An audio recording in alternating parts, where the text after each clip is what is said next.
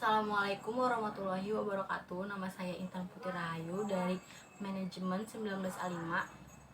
Hari ini saya akan mempresentasikan manajemen perubahan yang berjudul tentang faktor-faktor yang mempengaruhi perubahan organisasi dari kelompok 4, yang berisikan oleh saya sendiri, Intan Putri Rahayu, lalu Asan, Andika Suryana, Fajar Setiawan, Afriani Khairunisa, dan Dipo Sihaan. Nah, apa sih faktor-faktor yang mempengaruhi perubahan organisasi? Yaitu setiap organisasi selalu membutuhkan suatu perubahan. Perubahan tersebut sebagai reaksi terhadap perubahan dalam lingkungan organisasi tersebut. Perubahan organisasi mengacu pada hal yang berkaitan dengan aktivitas pelaksanaan tugas di dalam suatu organisasi. Penyebab perubahan itu ada dua faktor. Yang pertama faktor internal dan faktor eksternal. Faktor internalnya itu perubahan internal yang direncanakan atau planned internal change. Misal sebuah perubahan melakukan akuisisi perusahaan lain. Jadi akuisisi itu kayak memiliki atau membeli. Lalu perubahan internal tidak direncanakan, unplanned internal change. Misal perubahan karakteristik demografis seperti jenis kelamin, pendidikan, atau usia. Nah, faktor eksternalnya yaitu perubahan eksternal yang direncanakan, planned external change, misal pengenalan teknologi baru.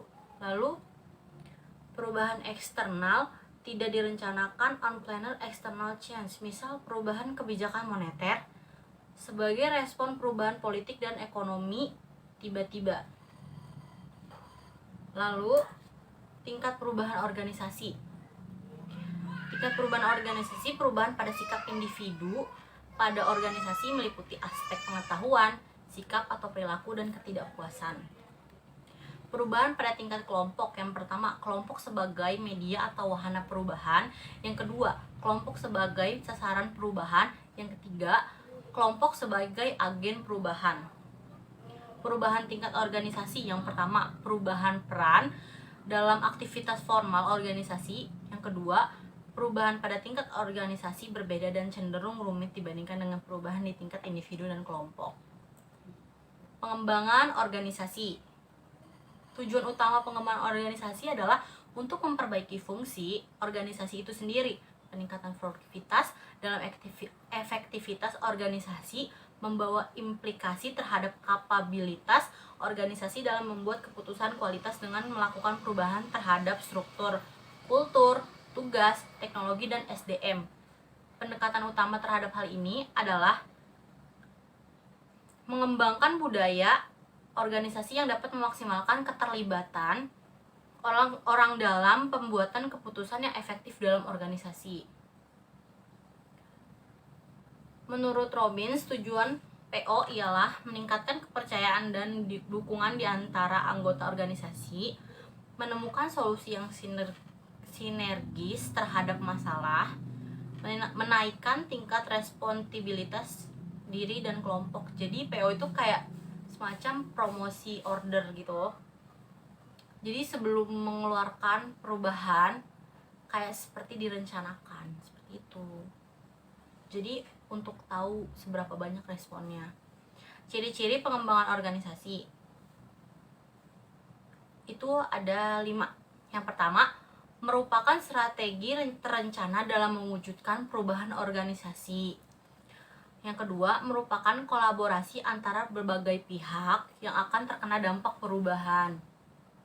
Yang ketiga, menekankan cara-cara baru yang diperlukan untuk meningkatkan kinerja seluruh pelaku organisasi. Yang keempat, mengandung nilai humanistik di mana pengembangan potensi manusia menjadi bagian terpenting. Yang kelima, menggunakan pendekatan komitmen sehingga selalu memperhitungkan pentingnya interaksi. Selanjutnya ada metode perubahan dan pengembangan organisasi. Ini memiliki 8 metode. Yang pertama ada team building, survey feedback, transitional analysis, intergroup activities, process coalition, grip out, third party break making, sensitivity training. Faktor kunci perubahannya adalah terdapat 2 faktor kunci yang mempengaruhi proses perumusan, yaitu karakteristiknya organisasi. Yang kedua, karakteristiknya dari perubahan itu sendiri.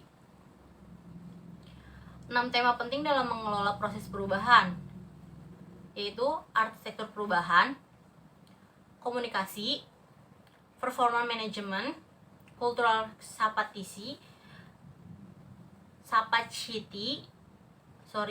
leadership capacity, individual and team capacity. Tingkat perubahan yaitu perubahan dalam sikap, perubahan dalam individu, perubahan dalam kelompok. Perubahan bisa ditinjau dari dua sudut, yaitu perubahan partisipatif, perubahan diarahkan atau dipaksa.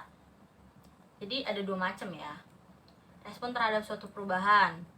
Perubahan contoh kekuatan dialami seseorang dalam melakukan sesuatu perubahan, yaitu ada 4. Yang pertama, takut karena tidak tahu. 2, takut karena kehilangan kepercayaan. 3, takut karena kehilangan imbalan. 4, takut kehilangan kemampuan. Berikut respon positif yang akan meminimalisir penolakan terhadap perubahan, yaitu mempunyai orientasi yang kuat terhadap realita, mengembangkan rencana dan kebijakan pengurangan tenaga kerja, mempertimbangkan penggunaan konsultan. Faktor-faktor keberhasilan dan kegagalannya adalah kepemimpinan, budaya, masalah MSDM, respon cepat. Jadi respon juga itu sangat penting ya. Kalau misalnya nggak ada respon sama sekali itu kayak tidak ada perubahan atau peningkatan sama sekali. Ada 3 pendorong utama perubahan organisasi. Yang pertama adalah teknologi, tata kelola, pemerintah yang baik, dan yang ketiga adalah globalisasi. Perilaku kepemimpinan, kepedulian terhadap tugas, kepedulian terhadap orang lain, kepemimpinan yang mengarahkan. Jadi fungsinya atau kegunaannya pemimpin juga itu untuk mengarahkan ya. Jadi kalau ada pemimpin tapi tidak mengarahkan itu untuk apa gitu. Sekian presentasi dari saya. Kurang lebihnya mohon maaf. Wabillahi taufiq wal hidayah. Wassalamualaikum warahmatullahi wabarakatuh.